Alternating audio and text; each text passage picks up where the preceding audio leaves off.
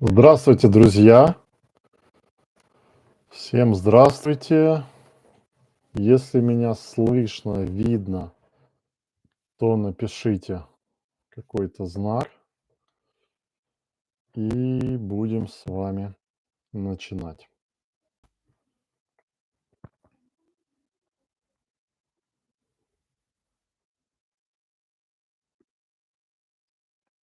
Итак, напоминаю формат наших вебинаров вопрос-ответ. У нас есть вопросы из формы, которая была опубликована в чате. В первую очередь я отвечаю на вопросы из формы. Вот она. Во вторую очередь отвечаю на вопросы вот отсюда, из чата по ходу дела. Так, хорошо. Поехали. Так, так, вопросики. Поехали. Вопрос от Евгения. Вопрос про процент полученных показов. Веду нового клиента второй месяц. По проценту полученных показов выбиваем 95, процентов. Стараюсь держать планку, чтобы упасть ниже, чтобы не упасть ниже, следуя вашим рекомендациям из курса. Отлично. Вопрос. В отчете статистика аукционов в столбце процент полученных показов у нас он самый высокий. Супер. После нас у конкурента 42. Значит ли это, что наш минимальный Значит ли это, что наш минимальный порог, ниже которого нельзя снижаться, это 42?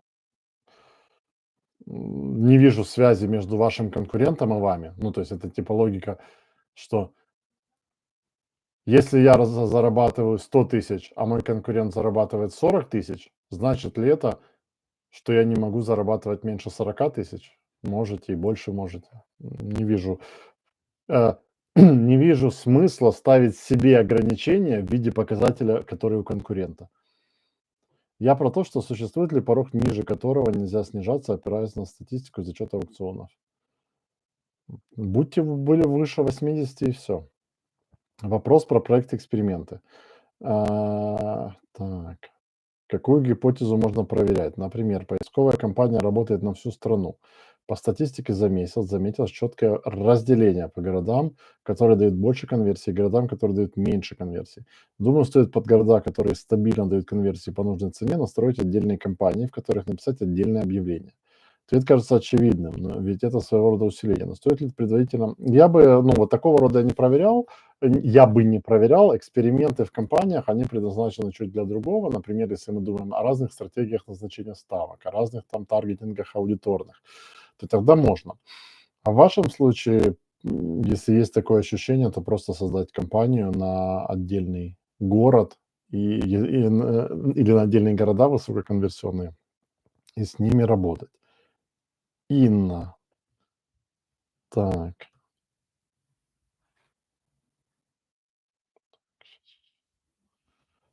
Инна.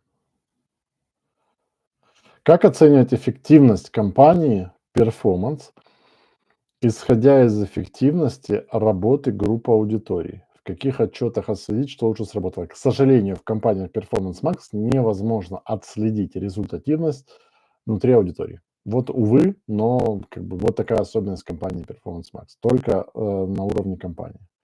Олександр, привіт, Ігор. Розкажіть, будь ласка, як правильно підвищувати CTR, якщо в компанії, коли дивишся на якісь слів і переходів по ним, деякі мають 1000 показів і 150 кліків, в них CTR малий, а інші мають 20 показів і 5 кліків, але не по одним і другим конверсії немає. В першу чергу почати з ключових слів, із пошукових запитів, які прямо відображають ваших гарячих клієнтів. Я думаю, це якраз ті, де 20 показів, а не там, де 1000 показів. Зосередитись на них, добитись високого проценту отриманих показів, подивитись, посадково проаналізувати, тобто, щоб не було ситуації, коли, наприклад, оголошення відсіває цільову аудиторію, а на посадкову вже приходять люди не ті, що вам треба. Тобто дивитись зв'язку, пошуковий запит, оголошення, посадкова сторінка. Так. Олександр, де краще пробувати щастя, в якій рекламі? При тестах односторінкових сайтів. В народі товарку тестить і товар в майбутньому продавати. Дякую. Пошукова, Performance Max и YouTube реклама, я бы так сказал. Олег. Добрый день, у меня интернет-магазин, продаем кондитерское сырье и инвентарь. Товаров 3000, 10 групп. Какие будут ваши рекомендации по рекламным кампаниям, как и с чего можно начать быстрый старт при начальном минимальном вложении на рекламу? Начните с бонусного курса Google Shopping, сформируйте фид товаров. При необходимости разделите фид на высокомаржинальный, низкомаржинальный товар, если у вас так. Ну, то есть, например, вот у нас группа ТОП есть, и у одного из учеников как раз, ну, похоже, у него оборудование для пищевой промышленности. И он говорит, у меня одни товары высокомаржинальные, прям высоко, там на товаре зарабатываю хорошо. Другие товары низкомаржинальные, это мало зарабатываю. Когда они в одной компании, в одном фиде, получается, что типа средняя, да, арифметическая, ну, то есть типа конверсии приносятся вот по такой цене. Но первый класс товаров мне выгодно продавать по этой цене, а второй класс товаров мне невыгодно продавать по этой цене. Что делать? Разделяете фид на 2, тот, который выгодно, там вы можете больше за рекламу заплатить, там, где невыгодно, меньше за рекламу. То есть вот такая логика. Анастасия, можно ли пройти проверку мерчант-центра без платежной системы на сайте? Клиент ТОВ не хочет ставить платежную систему. Нет, одно из требований у клиента должна быть возможность оплатить товар или услугу онлайн. Вот. Может, есть какой-то вот такой, ну, обходной путь, может, и есть, типа поставить там какую-то тестовую систему, потом убрать. Но это все, знаете, так, временные полурешения с обходами. Ну, то есть пусть поставит клиент какую-то совсем простую платежную систему. Ну, можно все это сделать. Поставить, например, оплата на карту может не пройти. Оплата на карту. А, Я бы вам советовал посмотреть у конкурентов. Посмотрите у конкурентов, которые запускают товарную рекламу, какие платежки у них на сайте, что они на сайте пишут, сделайте так же. Это самый простой вариант. Так, Ильяс. В кабинете Google Ads очень много изменений, связанных с особыми сегментами. Особые интересы аудитории вообще ушли, не ушли. И сигналов, я так понял, больше нет. Есть. Я помню, вы говорили, что суть остается та же, но, скорее всего, бета-корректировки. Но в этом случае очень много изменений. Руки опускаются, запускать КМС. Не могли бы вы дать небольшое разъяснение, что в итоге особый интерес, что такое сегменты, на что а, ничего, вообще ничего. Я вчера это все настраивал. И сегодня в группе ТОП у нас был созвон, мы об этом говорили. Особые сегменты никуда не ушли, по-прежнему называются особые сегменты и по-прежнему находятся в менеджере аудитории. Особые интересы никуда не ушли, по-прежнему называются особые интересы и по-прежнему находятся в менеджере аудитории. Аудитории никуда не ушли, никто не переименовал, и по-прежнему они называются аудиторией. И сигналы внутри компании по-прежнему называются сигналы. То есть вообще ничего. Вот изменения определенные есть. Там поисковые запросы перенесли из меню киворды в меню статистика у некоторых аккаунтов. Еще что-то. Но то, что вы написали конкретно, абсолютно без единого изменения осталось.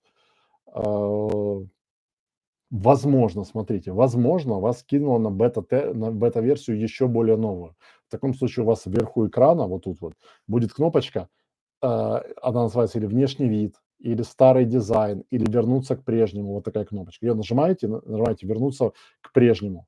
Она вам спрашивает, чем вам бета не понравилось, вы говорите там, не смог найти функцию, и возвращаетесь к нормальному виду. То есть это если вас закинуло реально в бету. Google выборочно где-то 5-10% аккаунтов кидает в новую бету. Если закинуло, просто вернитесь. Но все эти штуки 100% есть и 100% также называются. А мы запускаем рекламные кампании в КМС на сегменты или на сигнале? В контекстно-медийной сети мы запускаем на сегменты. На сигналы мы запускаем в Performance Max, в видеорекламе, в Discovery, в Demand Gen. И мой вам совет, не начинайте, если вы еще не запускали другие, не начинайте с КМС. пожалеете потом. Ну, чисто мой опыт. То есть КМС можно пробовать запускать, когда у вас уже запущены другие типы рекламы. И вы уже понимаете цифры, понимаете аудиторию и как бы в добавку запустить КМС. Но обычно запускать КМС до всех других типов рекламы плохая идея. Ну, возможно, у вас будет по-другому, но обычно плохая. Олег, добрый вечер. Запущены две поисковые рекламные кампании на русский язык и украинский язык. Для украинскоязычной аудитории ключевые слова на украинском языке имеют мало запросов. Есть идея дублировать ключевые запросы на русском языке в украиноязычной кампании. Это абсолютно грамотное, правильное решение. Потому что люди, у которых девайс все на украинском, они бывает не находят, гуглят на украинском, а если это какие-то слова специфические, да, и в принципе там в интернете все в основном раньше было на русском, и большинство таких запросов на русском, они вынуждены гуглить на русском. Поэтому это абсолютно, Олег, грамотное, правильное решение. Так, Андрей. После запуска кампании типа видео, максимальное количество конверсий и создания спроса Discovery вперед обучение. Можно ли менять бюджет и целевую стоимость конверсии? Что вообще допустимо делать на периоде обучения, что нет? Менять можно. Единственное, не меняйте там в 10 раз. Был бюджет $10, стал $100. Была цена за конверсию $1, стала там $50. Спокойно можете менять в диапазоне 10, там, 20 максимум процентов на периоде обучения спокойно можете менять. Но единственное, что, ну, знаете как, здравый смысл. Не нужно менять каждые полчаса. Чаще раза в день я не вижу вообще смысла вносить какие-то либо изменения в любые типы компаний. Поэтому, да, можно. Так, Наталія. Дякую за цінну інформацію у вашому курсі. Будь ласка, Наталя. Та книжці і за можливість звернутися з запитанням. Говорячи про Google Shopping, яку дистриб'юцію товарів по групам вважаєте кращою? Коли всі продукти в одній групі і з часом відключаєте ті, що не працюють, чи коли продукти поділені на групи в рамках однієї компанії? Чи немає універсального правила, треба все... Дивіться, все залежить від того, що там за інтернет-магазин. От я вже на початку цього вебінару сказав один приклад. Коли є високомаржинальні товари, які ми самі імпортуємо, а є низькомаржинальні, які ми перекуповуємо у дистриб'юторів. Наприклад, в високомаржинальних ми можемо там запросто там 1000 гривень за замовлення віддавати Гуглу, і нам буде вигідно. А в низькомаржинальних, які ми перекуповуємо, 150 гривень за оплату, за замовлення і все, і ми в мінусі. Так, тоді так можна ділити. Буває і інше. Коли в одному і тому ж магазині, наприклад, щось, ну давайте таке от, що я бачив. Я от останній бачив інтернет-магазин горіхів, сухофруктів і БАДів, вітамінів. Це різні аудиторії. Люди, які цікавляться горішками, і люди, які цікавляться БАДами. Тут немає сенсу в одну компанію змішувати, тому що компанія, коли почне навчатись, вона офігіє, типу, так хто тобі треба? Типу, ну ті, хто БАДами цікавляться, тими, хто горішками. Тобто, якщо різні аудиторії, то теж треба дивитись в розрізі, що саме ви продаєте, і бізнес-модель ваша. На чому ви заробляєте, де менше, де більше, як сегментувати. І тоді сегментувати, виходячи от з розуміння, що маржа може бути різна, аудиторія може бути різні. Але якщо, давайте так, ідеальна ситуація. Якщо у вас все однаково, одна і та ж аудиторія, одна і та сама маржа, в принципі, можна все в одну компанію, але потім все одно зазвичай десь 20% товарів найкраще конвертують. Я їх зазвичай виношу в окрему компанію. Так. Добрый вечер. Можете сориентировать по месячному бюджету на рекламу в Google в нише мебель? Ну, я думаю, месячный бюджет на рекламу в Google в нише мебель где-то от $100 до $100 000. Зависит от страны, охвата рынка, позиционирования, известности бренда, конверсионности сайта. От $100 до $100 000 на глаз. Если про США, то до $1 000 000 в месяц, где-то так. Вот такой примерный бюджет. В продолжении вопроса охват Украина. Украина от $100 до $20 000 в месяц, где-то так. в зависимости от того, насколько у вас конверсионный сайт и насколько вы можете на сайте конвертировать запросы разного типа. Вот от этого будет зависеть. Как Google в Украине относится к домену на .ua? Google в Украине и вообще Google в мире пофиг, какой у вас домен, вообще пофиг, какой у вас домен. Это люди видят домен, а Google хоть нигерийский домен берите в Украине, рекламируйте вообще все равно. Александр. Игорь, добрый вечер. Вопрос немного не по теме. Я с 2017 года занимаюсь контекстной рекламой, есть большой опыт, но хочется заниматься более комплексным маркетингом. Отлично. Хочу сейчас вести свой YouTube-канал с целью получать оттуда клиентов на свои услуги. Но не могу выбрать, на какую тему, контекстная реклама или маркетинг. Не могу определиться, потому что, как мне кажется, что в маркетинге много тем, которые не будут интересны моим потенциальным клиентам. Например, видео, что такое лид-магнит и подобные видео. А вот в контекстной рекламе можно и про повышение конверсии сайта рассказать, и про написание качественных объявлений. Есть ли вероятность, что найду клиентов, записывая видео на технические темы по маркетингу? Хороший вопрос, прям отличный. Я такое свое мнение выскажу. Я не эксперт по Ютубу, по продвижению в Ютубе, но вот свой канал я там до 32 тысяч сам раскачал. И какое-то понимание у меня есть, как это работает. Что я бы сказал с точки зрения в целом маркетинга? А, вот заходить на рынок, вот в вашем случае вы вот хотите зайти в рынок с YouTube-канала, можно двумя способами. Первый способ – это когда у вас есть серьезные бюджеты, серьезная команда, и вам нужны объемы, масштабы.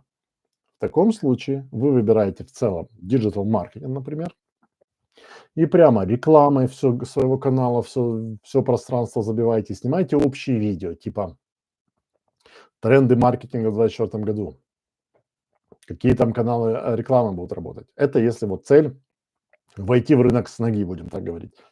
Если все-таки цель – это плавно, не спеша, без перезатрат денег заходить, получать какую-то обратную связь, какие-то финансы, какую-то узнаваемость, то я бы выбрал какую-либо узкую нишу и в ней двигался. Вот мне нравятся технические видео по маркетингу. Вот мне прямо вот даже сочетание это нравится. Технический маркетинг.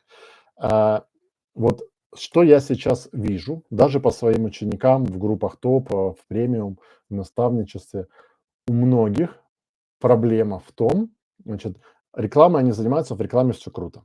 Сайт им тоже создали, в сайте все круто. Но вот где-то в коде сайта кроется какая-то хрень, которая мешает, чтобы конверсии до конца отрабатывали.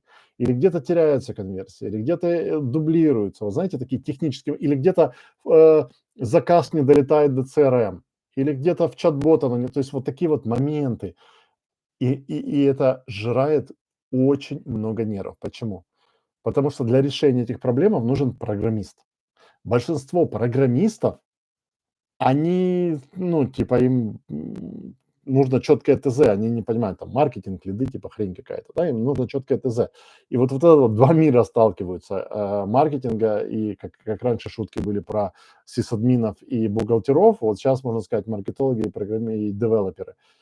И у многих проблемы. И мне кажется, если вы займете эту микронишу, технические аспекты маркетинга, то есть много шансов. То есть, смотрите, идея в чем?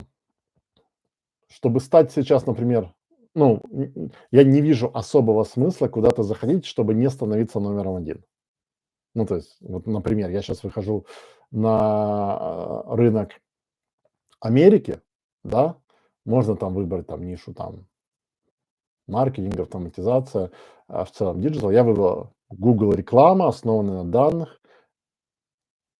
Так, что-то внизу там написал, вроде все. Основано на данных, основано на математике, и моя цель стать номером один в этой нише, потому что номер один забирает 80% рынка. В вашем случае я бы тоже рекомендовал подумать, номер один, в какой нише я могу стать. Технический маркетинг. Если никого, по-моему, никого толкового нету, если вы сможете, то есть какого вида я видел бы видео на вашем канале? Как проверить правильность отслеживания конверсии? Как соединить интернет-магазин с электронной торговлей? Как передавать лиды сразу в разные CRM? Как привязать чат-бот? Как в чат-боте сделать передачу данных аналитики? Как настроить автоматическую выгрузку фида товаров? То есть вот такие технические моменты, которые лежат на стыке фактически маркетинга и, ну, не девелопмента, веб-разработки, будем так говорить. Вот на этом стыке, если вы выберете нишу, мне кажется, там очень многое. Поэтому я бы вам советовал нишеваться. Или второе, то есть или нишеваться, вот технические нюансы, секретики какие-то. Как, ну, вы же понимаете, что, например, много есть недокументированных функций. Например, там вот, если следовать букве настроек, то, например, нельзя передать данные отслеживания идентификатор юзера Google Analytics или Google Ads через ManyChat чат-бот. Но если там накрутить, то можно передать. То есть всегда есть да, но. И вот такой канал, мне кажется, залетит. Или второе, что бы я бы вам рекомендовал, взять, выбрать какую-то сферу, которая вам прямо к душе лежит. Вот сейчас, например, вот SEO-оптимизация, да, я уже давно не видел компаний, которые говорят, мы SEO-оптимизацию всего на свете делаем. Есть, вот я знаю, хорошая SEO-компания, которая SaaS запускает, Software as a Service. Есть, вот недавно видел SEO-компания для Shopify магазинов, SEO-компания для услуг локальных. Видите, сегментируется. То есть, например, есть какая-то сфера бизнеса, которая вам к душе близко лежит, и вы понимаете, что вы в ней можете что-то сделать. Вот можно комплексный маркетинг, как вы говорите, но в этой узкой сфере. То есть не нужно лезть прямо в комплексный маркетинг для всех. Или комплексный маркетинг в очень узкой сфере, и там денег дофига. Ну, то есть, смотрите, например, вот что я видел в Британии. Комплексный маркетинг для владельцев спортзалов. Когда владелец спортзала видит так, то есть это уникальное торговое предложение, когда владелец спортзала, листая свой Facebook или в Гугле, видит такое объявление, он конвертируется моментально, потому что у него боль. К нему приходили разные куча маркетологов общих, которые сливали его деньги. А тут мы специализируемся только на джимах, на владельцах спортзала. Мы все про эту сферу знаем. Это супер УТП, человек сразу идет. Либо, как я сказал, то есть или вот так судится, либо вот так. Для всех, но очень узкая сфера, техническая какая-то. Ну и там разная стратегия дальше будет. То есть если, смотрите, если мы говорим о нишевании по сфере бизнеса, там стратегия взять клиента и годами его вести. Меньше клиентов, но длительный цикл. Когда мы говорим о каком-то узком нюансе, вы же должны понимать, что, например, вы занимаетесь техническими нюансами маркетинга, например, да, выбрали эту нишу. К вам придет человек, которому нужно решить одну проблему. У него конверсии или аудитории неправильно на сайте собираются. Он ее решит и уйдет от вас. Потому что вы в его картине мира, вы будете экспертом только в техническом маркетинге. Он решит и уйдет от вас. То есть в таком случае вам нужно больше клиентов, но в таком случае вы будете для больших клиентов решать одну и ту же задачу. В случае с нишеванием по сфере бизнеса вы будете для меньшего числа клиентов решать более комплексные задачи. Тут к чему душа лежит. Так, Раушан. Как можно добиться более платежеспособной аудитории? Компания занимается юруслугами, звонят за бесплатными консультациями. И, в принципе, закредитованные люди просят решить вопросы с просрочками. Я бы сказал так. Во-первых, посмотреть на ключевые, на поисковые запросы, нет ли там бесплатно.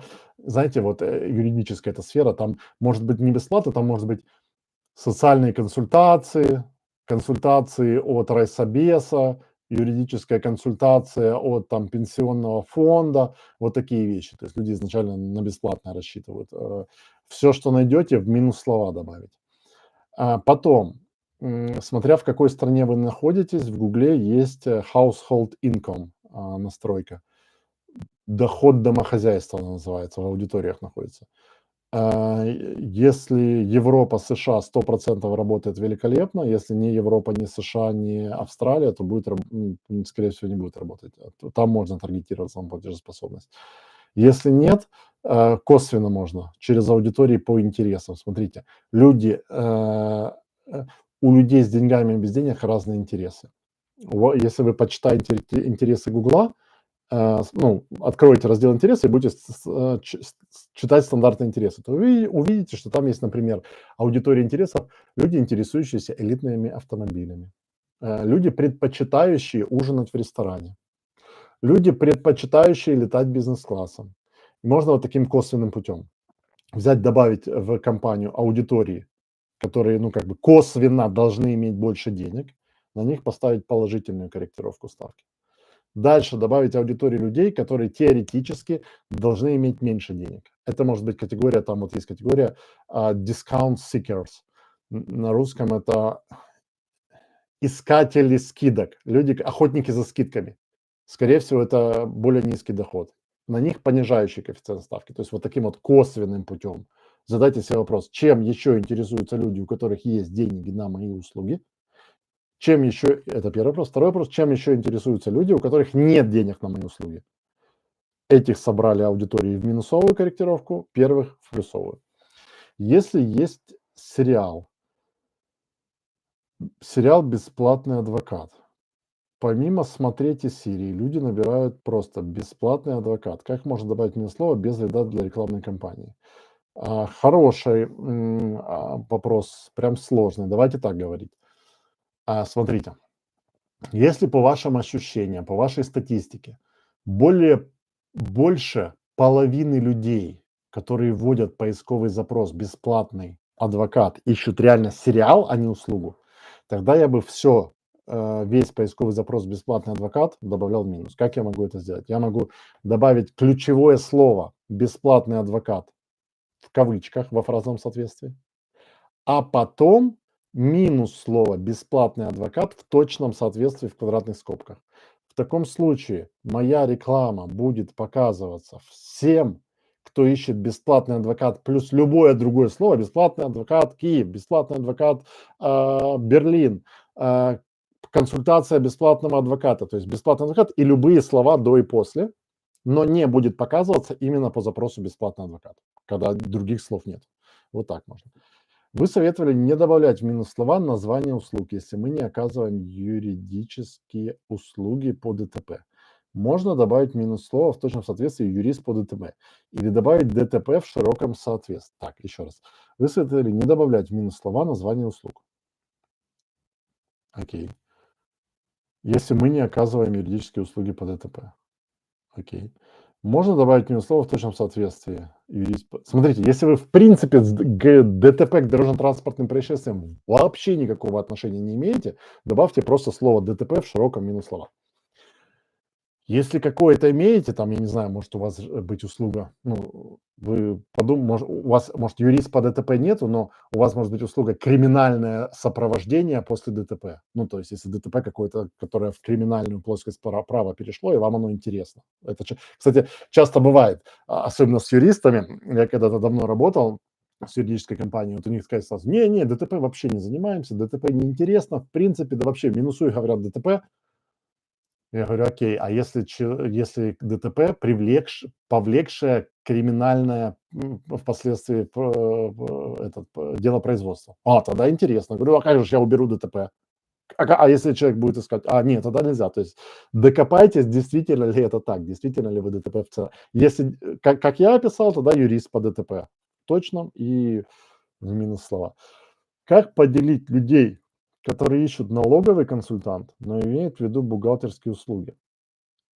Мы отказываем услуги по представительству в суде по налоговым спорам. Интересно.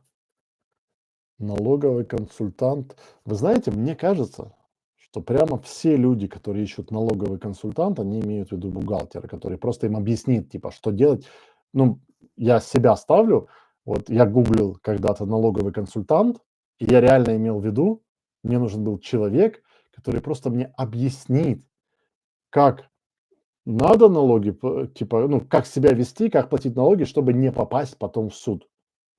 Фактически мне бухгалтер нужен.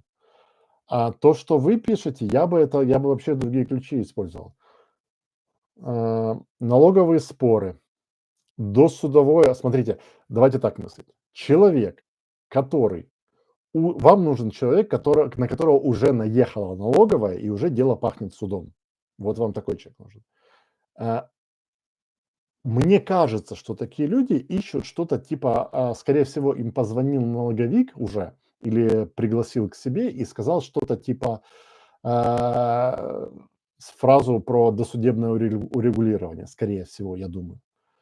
И, скорее всего, этот человек вышел от этого налоговика, достал телефон, начал гуглить досудебное урегулирование налоговых споров.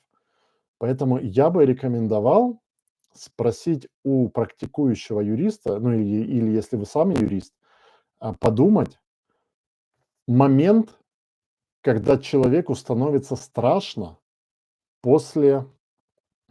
Короче, вот эта реклама, она из страха. Меня сейчас в суд налоговая плохо мне сделает. Вот момент словить, когда этому человеку стало страшно, что ему до этого, скорее всего, ему там позвонил налоговый, и он такой, ага, мне нужно, и вот это он будет гуглить. Адвокат по налоговым делам, налоговое представительство в суде, досудебное регулирование налоговых споров, налоговый юрист, налоговый адвокат. Но вот я согласен, налоговый консультант это будет... Ну, я как клиент, я гуглю налоговый консультант, реально имея в виду просто человека, который мне там по полочкам разложит, обычный бухгалтер. Поэтому другие запросы я бы брал вообще. Так, хорошо, вопросы в форме закончились. Иду сюда в чат. Если у вас есть сейчас вопросы, пока я читаю вопросы в чате, задавайте их, дописывайте, чтобы у нас с вами был такой диалог. Появляются новые вопросы, я читаю, потому что как только новые вопросы из этого чата исчезнут, я буду понимать, что как бы все, вопросов больше нет. Всем до свидания, до нового вебинара. Поэтому если у вас прямо сейчас есть в голове вопрос, вот сюда в чат его, вот сюда пишите. Так, добрый день. Подскажите, на услугу лучше запускать одну группу объявлений? От одной до сотни. Ну, смотрите, возьмем услугу клининг. Люди ищут услугу клининга как уборка дома, мойка окон, уборка квартиры, уборка квартиры после болезни, уборка квартиры после ремонта. То есть вроде бы плюс-минус одна и та же услуга, но по-разному ищут, разные группы. А дальше смотрим, одна и та же услуга, там спортивный массаж, оздоровительный массаж. Кто-то ищет боли в спине, решение боли в спине, кто-то ищет спортивный массаж, там, Киев, кто-то ищет оздоровительные упражнения, оздоровительный массаж, то есть это будут разные группы.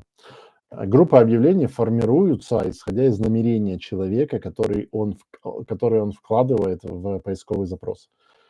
Спасибо за развернутый ответ, действительно закинуло на бету, перешел, все есть, все понятно, супер. И вас тоже с наступающим Новым годом.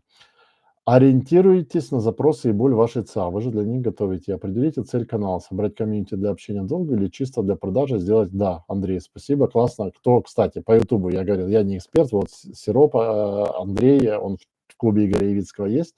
Если именно вопросы по Ютубу, как сети, как соцсети, там стратегия, к Андрею обращайтесь, он очень квалифицированно и стратегически важные вещи подскажет. Раушан, Игорь, добрый день, спасибо за ваш ответ, и пробую все внедрить. Пожалуйста. Спасибо за ответ, YouTube-канал. Допустим, выберу нишу фитнес. Как развивать канал в такой узкой нише? Ключевые запросы будут очень низкочастотные. Например, запрос «Как привлечь клиента на фитнес?» Да, ключевые запросы будут очень низкочастотные, но, вон сразу Андрей пишет, широкая и конкурентная. Все может быть. Смотрите, вам не как привлечь клиентов на фитнес. Вам нужно будет идти в целом. Я специалист по маркетингу для фитнеса. И там не только как привлечь клиентов, там открытие фитнес-клуба, видео. Пожалуйста, вы говорите, вы открываете фитнес-клуб, вам нужны клиенты. Там запросов будет масса, там уменьшение числа отказов, уменьшение, то есть вы ищете боли бизнеса и с точки зрения маркетинга эти боли закрываете, да, например, там большой отток клиентов, можно как-то через рекламу подумать, как их догонять потом, или там другая какая-то проблема, дорого что-то, по-другому, то есть плюс вот такой подход, когда вы выбираете нишу, вы становитесь там. Вот тоже, смотрите, еще один нюанс. Когда выбираете вот так нишу, например, технический маркетинг, у вас по сарафанке будет мало людей приходить. Ну, потому что я как бы пришел, решил свою маленькую проблему, не регистрируется конверсия и ушел от вас. Ну, типа, спасибо. Ну, может, да, кто-то спросит там, у меня тоже конверсия, я скажу, ну вон, иди к нему. А когда я вот фитнесы выбираю, обычно владельцы фитнес-клубов, стоматологий, медцентр, короче, владельцы одного и того же бизнеса в одном городе, в одной стране ходят на одни и те же конференции, общаются там.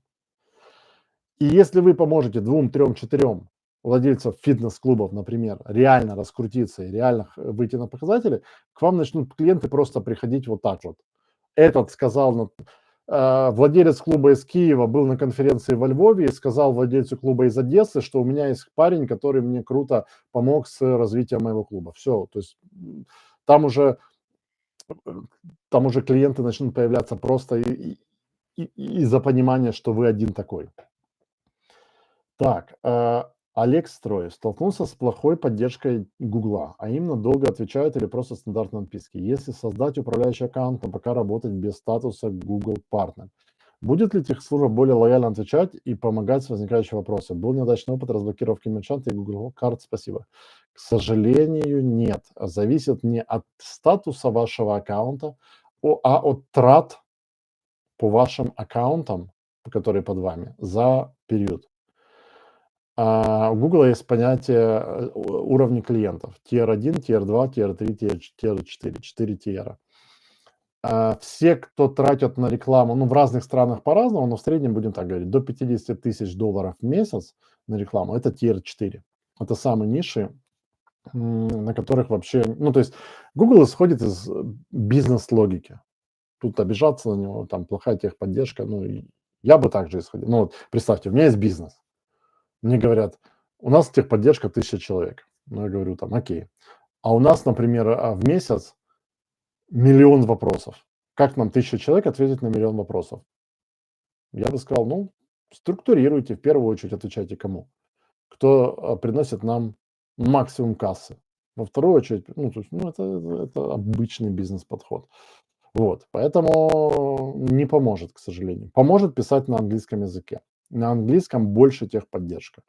То есть, если мы говорим русскоязычная, украиноязычная техподдержка, там в Варшаве их сидит, ну, где-то по 20 человек. На украинскую где-то 10, на русскоязычную техподдержку где-то 20 человек сидит.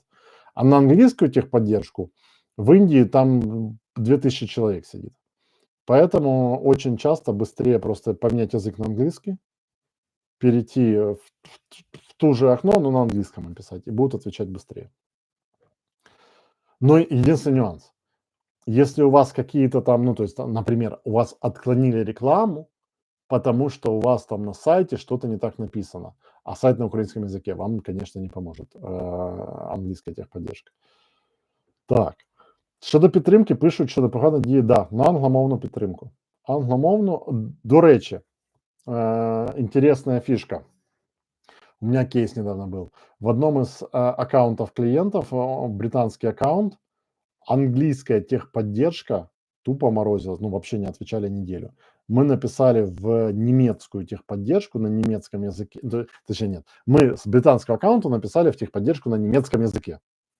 За день ответ, все помогли, все разобрались. То есть действительно иногда попробовать на разных языках.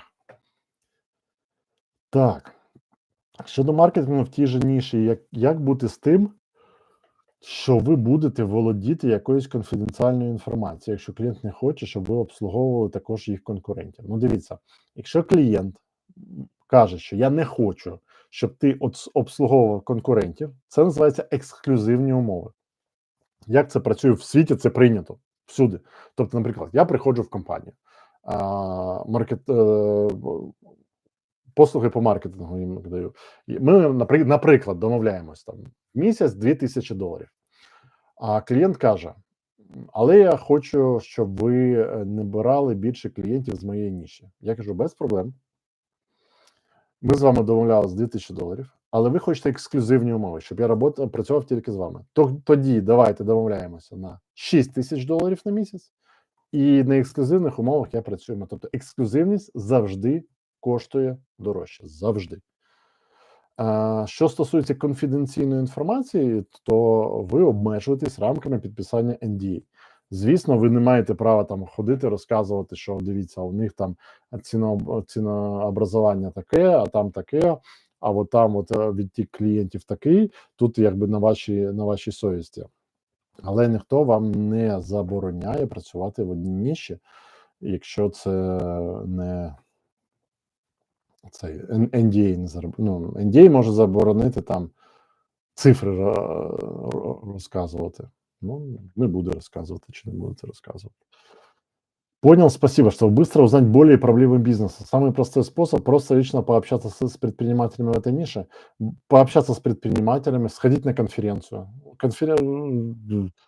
Врачей, я знаю, конференции, спорта, конференции 2 есть в Европе. В Кёльне одна и, по-моему, в Варшаве. Но в Киеве проходит по спорту конференция по нише фитнеса, в Одессе, по-моему. Ну, то есть в каждой нише есть свои конференции. Походите на них и пообщайтесь с людьми. Форумы, возможно, найдите тематические. То есть вам нужны тусовки, где сосредоточены эти предприниматели. Вы там очень быстро сориентируетесь, что у них будет. Так, еще один вопрос. Находимся в Казахстане, офис Астана и Актау. Пока у меня эти 2 города по разным компаниям поделены, так как аудитория разная. В Атырау аудитория платежеспособная. Мгм. И больше говорят на казахском языке. Сейчас хочу постепенно тестить другие города. Для каждого города отдельная компания, либо можно более-менее похожие аудитории соединять вместе. Я бы соединял вместе. То есть, например, вы понимаете, что у вас компания на Актау, а вы хотите подключить там Атырау и Шымкента. Вы понимаете, что в принципе это такая же пропорция, такие же люди. Вы их в компанию к Актау кидаете. Например, Астана, вы понимаете, что Алматы в принципе по однородности такой же, как и Астана. Алматы к Астане кидаете. То есть логика, да. Язык, мышление, платежеспособность. Если, например, совсем мелкие города будете какие-то тестировать, там, не знаю, Павлоград, ну, это не совсем мелкий, но вот такого что-то уровня, да тоже в ту же компанию, в ту компанию, которая больше подходит по вот типажу людей. А, Павлодар, не Павлоград. Так, кстати, возникла идея нишевания, настройка Google Ads для инфобизнеса, ибо есть хорошие результаты в этой нише. Супер. Google Ads и сразу вам даю совет. Вы знаете, я бы делал YouTube Ads для инфобизнеса. Вот что я чувствую, общаясь со многими предпринимателями, они не понимают, что YouTube Ads, реклама в YouTube, это часть Google Ads. То есть всегда я людям говорю, я эксперт по Google Ads. Они говорят, поисковая? Я говорю, нет, Google Ads. Ну, типа, поисковая. Я говорю, нет, YouTube реклама, баннерка, Gmail, все вместе. То есть люди не знают, не понимают, что это все входит. И в инфобизе люди намного больше верят в YouTube Ads. Поэтому я бы назвал настройка YouTube Ads для инфобизнеса. Или настройка YouTube. YouTube и Google Ads для инфобизнеса. Но на первое место я бы YouTube ставил. Больше будет, ну, то есть цепляние. Потому что если просто Google Ads, большинство будет типа, ну, это поисковая реклама, она мне не подойдет. И проходить мимо. А так, прикольная идея. Прикольная идея. И я бы, смотрите, шире брал. Инфобизнес. Смотрите, тактики работы в инфобизнесе, они такие же, как тактики работы в консультировании, коучинге, психологические услуги, образовательные проекты там всякие, там обычные частные школы. То есть я бы чуть-чуть укрупнил. Вот или как Андрей написал, для education или для... Есть в Америке устоявшийся коуч-консалтинг, устоявшаяся эта сфера, она не инфобизнес, она называется коучи, консультанты, что-то там третье. Вот так назвать, для коучей, консультантов. Третье забыл. Ну, это, короче, это устоявшееся название ниши. Потому что инфобиз какой-нибудь будет психолог. Да, какой у меня инфобиз? Фактически ему те же методы. Лид-магнит, воронка, все то же самое может быть. Так. Дуже дякую. Будь ласка, Наталья. Все, друзья, если вопросов больше нет, всех с наступающим Новым годом. В новом году желаю как минимум десятикратного роста в ваших проектах, чтобы так по экспоненте вверх, чтобы мы с вами встретились в конце 2024 года, и вы уже такие сказали: а, у нас уже бюджеты более 50 тысяч долларов в месяц, давайте теперь как нам там масштабироваться на новые страны и так далее. Все. Так, вопрос еще. К примеру, я хочу выйти на рынок YouTube Ads для инфобизнеса в США. Это можно назвать YouTube Ads for Education? Они это называют e-learning, электронное. Смотрите, давайте так. Люди, которые не в теме, называют это e-learning. Люди, которые инфобизнер, называют это инфобизнес. Люди, которые называют это education, это чуть-чуть education, это чуть-чуть совсем про другое. Это, смотрите, самые большие рекламодатели у этого в YouTube в США в этой сфере это университеты, именно универы, обычные универы. Там, ну, у меня есть в партнерстве, я веду один из универов, у них 250 тысяч долларов в месяц только на YouTube рекламу уходит, на рекламу. Почему? Ну, потому что у них tuition fee, оплата за обучение 80 штук в год. То есть, ну, нормально, они могут себе позволить. Поэтому вот тут и там не инфобизовые особо воронки, там воронки через аппликацию, профтесты, то есть вот, чтобы вы вот этим названием не попали в нишу, в которую вы не хотите попасть. Потому что если вы завяжете, если для education, именно для универов, они не будут работать с частным человеком, им надо компания, чтобы была договор, все оформлено красиво, официально. Поняли, в чем нюанс? То есть порыскайте, как ваша целевая аудитория называет эту сферу. Не как все, а как ваша целевая аудитория. Вот так. И правильное название — основной ключ. Всем пока. С наступающим Новым годом.